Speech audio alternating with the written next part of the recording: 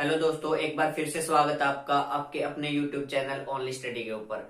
तो आज हम प्रॉफिट एंड लॉस का पार्ट नंबर 4 कर रहे हैं और इसमें जो क्वेश्चन होंगे वो दर वाले क्वेश्चन होंगे भी इतने दर से खरीदा और इतने दर से बेच दिया।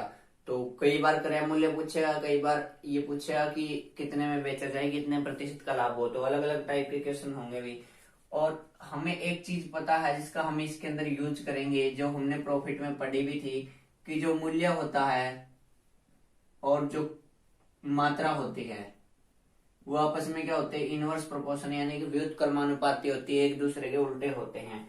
यानी कि जो प्राइस होता है और जो क्वांटिटी होती है वो एक दूसरे के व्युत्क्रमानुपाती होती है, एक दूसरे के इनवर्स प्रोपोर्शन में होती है। मतलब यदि मूल्य का रेशियो आपको दे रखा है 2:3, तो हमें पता है कि प्राइस का रेशियो क्या हो जाएगा, रुपीज का रेशियो क्या हो जाएगा, 3:2 हो जाएगा।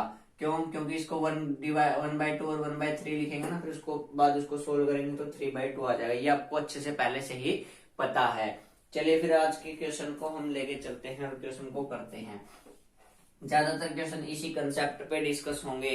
देखिए, सबसे पहला क्वेश्चन जो है वो है 5 रुपए के 6 की दर से केले खरीद कर 3 रुपए के 4 की दर से बेच दिए, तो उसका लाभ अथवा हानि प्रतिशत ज्ञात कीजिए। यहाँ पे लिख लेते हैं हम खरीदने वाले और यहाँ पे लिख लेते हैं हम बेचने वाले। ठीक है, यहाँ पे लिख लेते हैं दर और यहाँ पे लिख लेते हैं रुपीज। क्या किया उसने, 5 रुपए के 6 खरीदे और 3 रुपए के 4 बेच दिए। ठीक है, दर के नीचे दर लिख ली। आपको हमेशा ऐसे ही लिखना है कि दर पहले लिखनी है, रुपीज बाद में लिखने है। दर पहले लिखनी है, रुपीज बाद में लिखने हैं। ठीक है ना, क्योंकि क्वेश्चन आसान होगा उसको। अब देखो, इसको करने के बहुत सारे तरीके होते हैं, लेकिन अलग अलग क्वेश्चन के लिए अलग अलग तरीका बताने से अच्छा कि एक ऐसा तरीका बताया जाए जो सभी में लग जाए। वैसे तो आप इनको क्रॉस मल्टीप्लाई करके भी सोल्व कर सकते हो जब प्रॉफिट एंड लॉस पूछा हो तब, लेकिन वो वाला तरीका बाद में जब वस्तुएं पूछता है तब अप्लाई नहीं होता है। इसीलिए हम इसको एक ऐसे तरीके से करेंगे। अब देखो, या तो दर बराबर कर लो या रुपए बराबर कर लो। तो सबसे पहले ही मैं आपको ये प्रेफरेंस दूंगा कि दर को बराबर कीजिए यदि हो सकती है तो। यदि दर को बराबर करना मुश्किल हो फिर आप पैसे को बराबर कर लो, उससे फर्क नहीं पड़ता है। अब देखो, यहाँ पे मैं दर यहाँ पे 6 है, यहाँ पे 4 है, इन दोनों का एलसीएम आएगा 12। यहाँ भी 12 बनाना मेरे को, यहाँ भी 12 बनाना है, तो मैं इसकी मल्टीप्लाई किसके साथ करूंगा सर? इसकी मल्टीप्लाई कर दो 2 के साथ, और इसकी मल्टीप्लाई किसके साथ करूंगा? 3 के साथ, क्योंकि ये भी 12 हो जाएगा, ये भी 12। यानी कि यहां से हो गया 12:10। ठीक है, ये 12 बेची कितने की? 10 रुपए की। और यहाँ से 12, ये 12 खरीदी कितने की? 10 की। और 12 बेची कितने की? 9 की। अब देखो क्या हुआ, आपने 12 वस्तुएं 10 रुपए की खरीदी और 12 ही वस्तुएं 9 रुपए की बेच दी। और लाभ और हानि हमेशा रुपए में ही होती है, तो कितने रुपए का हानि हुई? 1 रुपए की। कितने पर हुई सर? हमेशा खरीदने वाले पर होती है, तो खरीदने वाला ऊपर था 10 रुपए पर। परसेंटेज के लिए गुणा में 100, तो आंसर क्या आ गया हमारा? 10% की हानि। 10% की क्या हुई? हानि। चलिए नेक्स्ट क्वेश्चन देखिए। एक फल विक्रेता ने 25 रुपए के 10 खरीद कर कितने के? 25 रुपए के 10 खरीद कर और 25 रुपए के 9 बेच दिए। 9 सेब बेच दिए, सॉरी संतरे। 25 रुपए के 10 संतरे खरीद कर 25 रुपए के 9 संतरे बेच दिए, तो उसको क्या हुआ? लाभ हुआ या हानि हुई? देखो, मैंने बोला था या तो रुपए बराबर कर लो या दर बराबर कर लो। अब रुपए यहाँ पहले से ही बराबर है, तो हमें दर बराबर करने की जरूरत नहीं है। अगर हम चाहे तो कर भी सकते हैं, उससे भी आंसर वही आएगा, और अगर ना करें तो भी आंसर वही आएगा। देखो, अब दर का रेशियो, रुपए जब बराबर है ना, तब हम क्या देखेंगे? दर का रेशियो देखेंगे। अब दर का रेशियो कितना है? 10:9 है। 10:9 है, लेकिन जो दर होती है उससे हम प्रॉफिट एंड लॉस नहीं निकाल सकते। क्यों नहीं निकाल सकते? क्योंकि जो प्रॉफिट और लॉस होता है वो हमेशा पैसों में होता है। तो अब पैसे की बनाए इसको तो क्या आएगा? मूल्य बनाते हैं इसका, तो इसका रेशियो उल्टा हो जाएगा। 9:10, मतलब 9 रुपए की चीज लेके आए थे, 10 की बेच दी। 9 रुपए की चीज लेके आए थे, 10 की बेच दी। कितने का फायदा हुआ? 1 रुपए का। कितने पर? 9 पर। 1 रुपए का फायदा हुआ कितने पर? 9 पर। परसेंटेज के लिए गुणा में 100%। तो सोल्व करेंगे तो कितना है? 11 सही 1/9% का क्या हुआ? लाभ हुआ इस बार। या फिर यदि हम यहाँ पे दर भी बराबर करते तो इसकी मल्टीप्लाई 9 से करते हैं, इसकी मल्टीप्लाई 10 से, यानी कि इसकी भी मल्टीप्लाई 9 से करते हैं और इसकी मल्टीप्लाई 10 से। तो यहां से कितना आ जाता 225 और यहां से कितना आ जाता 250। कितने का फायदा हुआ 25 का फायदा हुआ। कितने पर हुआ 225 पर हुआ। परसेंटेज के लिए गुणा में 100, तो ये कितना आ गया 1/9 गुणा में 100, यानी कि प्रतिशत निकालेंगे तो कितना आया 11 सही 1/9% का लाभ। तो दोनों में से कोई भी तरीका आप अप्लाई कीजिए, आंसर आपका बिल्कुल सेम ही आना है। चलिए नेक्स्ट क्वेश्चन देखिए।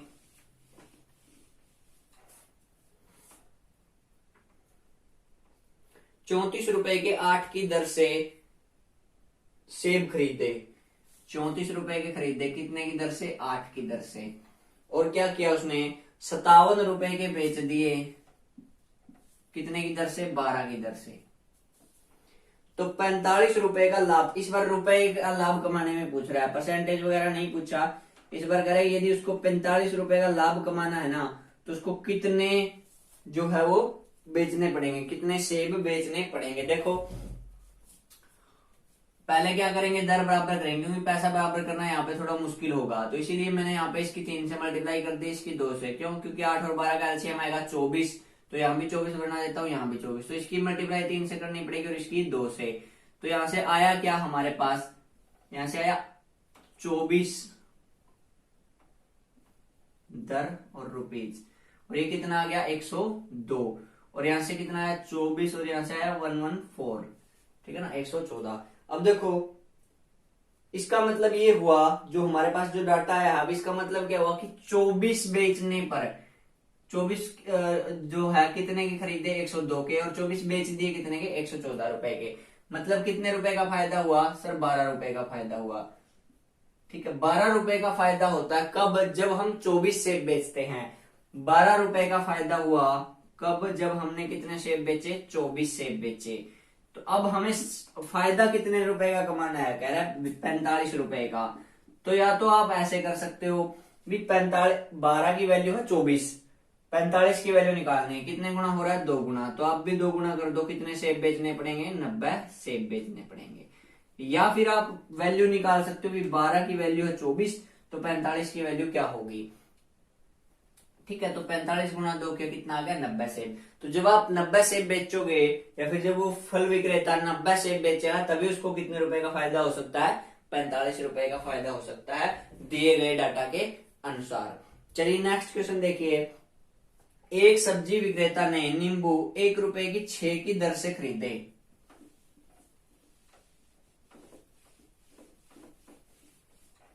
अब देखो क्वेश्चन को उल्टा कर दिया इसने, इसमें 1 रुपए की 6 की दर से खरीदे। अब ये क्या कह रहा है कि 20% का लाभ कमाने हेतु, लाभ इस बार दे दिया।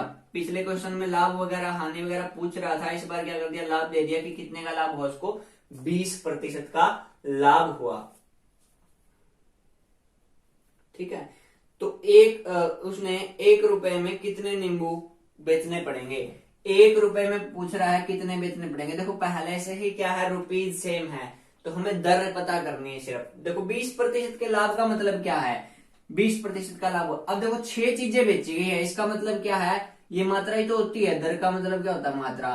तो 6 चीजें बेची गई, 20% का लाभ का मतलब है, लाभ होता है हमेशा पैसों में 1/5, यानी कि 5 रुपए पर 1 रुपए का लाभ। 5 रुपए की चीज लेके आए और 6 रुपए में बेच दी, ये क्या है मूल्य है। तो मात्रा क्या हो जाएगी, क्वांटिटी का रेशियो क्या हो जाएगा 6:5।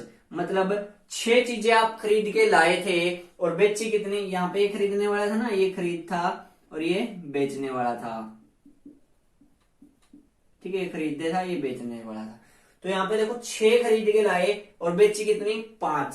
ठीक है ना, 6:5।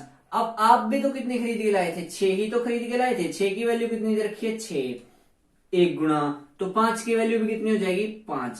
मतलब 1 रुपए में उसको कितनी वस्तुएं बेचनी पड़ेंगी सर 5 वस्तुएं बेचनी पड़ेंगी। कब जब उसको 20 रुपए का 20% का लाभ कमाना है तब। 20 रुपए का नहीं 20% का लाभ कमाना है तब। अब ऐसे क्वेश्चन में कई बार बेचने वाला दे देगा, कई बार खरीदने वाला दे देगा, लेकिन लाभ और हानि सिर्फ एक ही लाइन में दिया होगा। तो अब हम इस तरीके से इस क्वेश्चन को बड़े ही आसानी से कर सकते हैं। चलिए नेक्स्ट क्वेश्चन देखिए, इसी टाइप का कुछ लेकिन थोड़ा सा चेंज किया गया है उसमें। अब करें 1 रुपए की 10 की दर से, 1 रुपए की 10 की दर से टॉफी बेचने पर, इस बार बेचने पर दिया गया ना, इसलिए मैंने बेचे के सामने लिखा है, खरीदने के सामने नहीं लिखा है। तो कह रहे 20% का लाभ होता है। कितने प्रतिशत का लाभ हुआ? क्वेश्चन वाला कह रहे 20% का लाभ होता है। तो उसे 1 रुपए में कितनी टॉफी खरीदी, ये पूछ रही, उसने 1 रुपए में कितनी टॉफी खरीदी, इस बार ये चीज हमें निकालनी है। 20% के लाभ का मतलब फिर से वही कितना, 1/5, यानी कि 5 रुपए पर, ये मूल्य की बात हो रही है, यानी कि 5 रुपए की आप कोई चीज खरीद के लाए और बेच दी कितने की, आपने उसको 6 रुपए की, क्योंकि 1 रुपए का आपने क्या कमाया है, लाभ। अब मूल्य तो ये हो गया, तो मात्रा का रेशो क्या हो जाएगा, मात्रा का रेशो हो गया सर 6:5, मतलब आप 6 वस्तुएं खरीद के लाए और 5 आपने बेच दी। लेकिन क्वेश्चन वाला तो कह रहा है कि आपने कितनी बेची है, 5 नहीं बेची, 10 बेची हैं। जो भी चीज दे रखी है ना उसके साथ कंपेयर कर दो। क्या दे रखा है कि 10 वस्तुएं बेची है, कितने गुना, 2 गुना, तो ये भी 2 गुना हो जाएगी, कितनी वस्तुएं हो गई, 12 वस्तुएं। तो कितनी खरीद के लाए आप, खरीदने वाला डाटा ना 6 नहीं, 6 गुना 2 यानी कि 12। तो 1 रुपए की कितनी खरीद के लाए, 12 रुपए पहले से ही बराबर थे। अगर रुपए बराबर ना होंगे तो पहले हम रुपए को बराबर करेंगे भी, वैसे ऑटोमेटिक ही बराबर होते हुए चलेंगे ऐसे क्वेश्चन में। अब देखो, अब क्वेश्चन जो है थोड़ा सा चेंज होगा भी। 1 रुपए की 12 टॉफी खरीदने से, 12 की दर से खरीदने पर व्यक्ति को 20% की हानि होती है। यहां पे मैं लिख लेता हूं दर और यहां पे लिख लेता हूं रुपीज, ठीक है, या फिर दर को हम क्या बोल सकते हैं, मात्रा भी बोल सकते हैं। क्या कह रहा है कि 12 टॉफी खरीद बेची,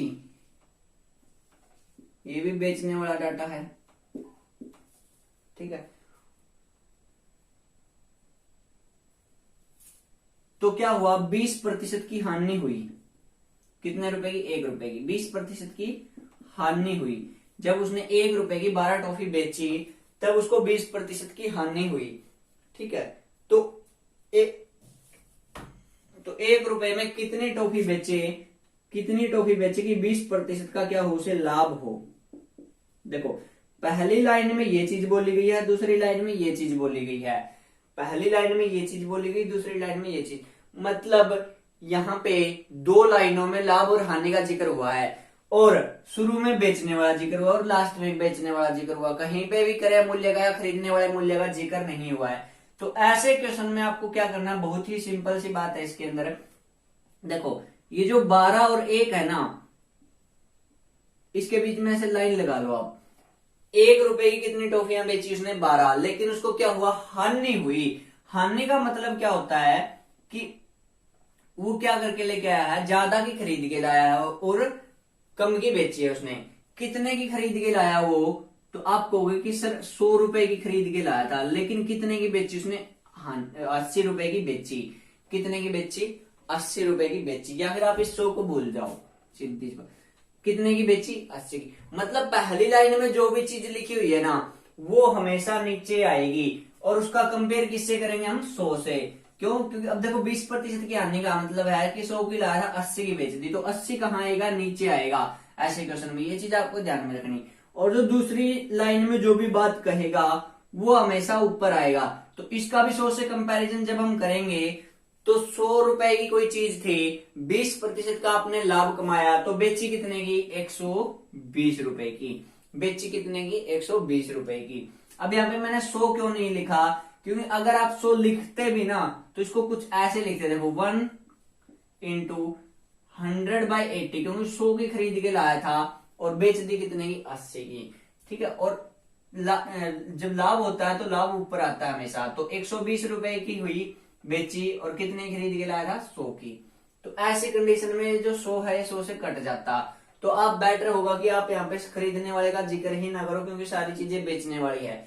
अब इसको सोल्व करेंगे ना तो हमारे क्वेश्चन का आंसर आ जाएगा। देखो ये 0 से 0 कट गया, अब यहां से आया 12 और 12/8 आ गया।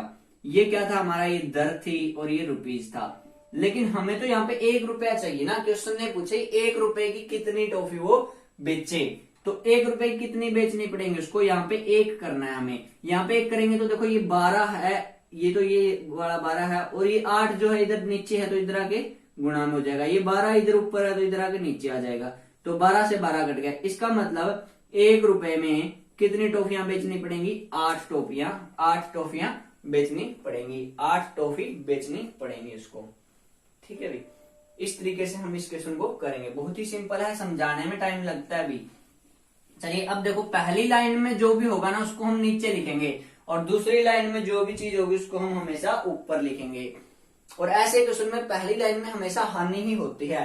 अब देखो 40 रुपए के 45 नींबू, 40 रुपए के 45 नींबू बेचने से एक व्यक्ति को क्या होता है, एक व्यक्ति को 20% की हानि होती है। जब ऐसा हुआ ना तो उसको क्या हो गया, 20% की हानि हो गई।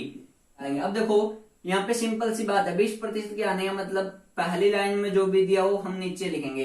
100 के साथ 100 रुपए पर 20 रुपए की हानि, इसका मतलब कितने में बेची, 80 रुपए में।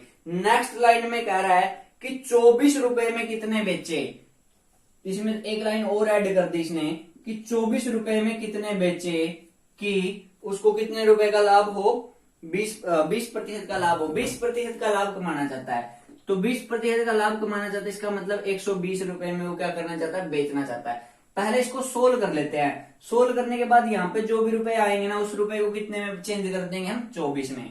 चलिए ये 2 पे काटा और 2 पे इसको काटेंगे तो ये आ गया 60। ठीक है, तो यहां से 45 आया मात्रा और रुपए कितने आए, 60। मतलब 60 रुपए के 45 बेचेगा तब उसको 20% का क्या होगा, लाभ होगा। तब उसको क्या होगा, 20% का लाभ होगा, जैसे कि उसने बोला। लेकिन हमें 60 रुपए में नहीं बताना है कितने बेचने हैं उसको, हमें बताना है कि 24 रुपए में कितने बेचने हैं। ये इधर रुपए हैं, तो 24 रुपए में अगर 24 की वैल्यू निकालें, देखो 60 की वैल्यू है 45, 60 की वैल्यू कितनी है 45, 24 की वैल्यू निकालनी है, तो 45 ऐसे कैसा, जिसकी वैल्यू निकालनी है उसको ऊपर रखते हैं हम हमेशा, जिसकी वैल्यू दे रखी है उसको हम नीचे रखते हैं। 60 की वैल्यू दे रखी 45, 24 की वैल्यू कितनी आ गई, 45 गुणा 24 बटा 60। सोल्व कर लेते हैं इसको, तो 15 तिये 45, 15 चौके 60, और 4 पे इसको काटा 6, और 6 तिये 18, मतलब 18 बेचने पड़ेंगे उसको कितने रुपए में, 24 रुपए में। ये इधर क्या थी, मात्रा। तो जब वो 18 वस्तुएं बेचेगा या फिर 18 नींबू बेचेगा कितने रुपए में, 24 रुपए में, तब उसको क्या होगा, 20% का लाभ होगा, 20% का लाभ होगा, जैसा ही क्वेश्चन में बोला गया है। तो आज की वीडियो में इतना ही, बाकी हम कल करते हैं।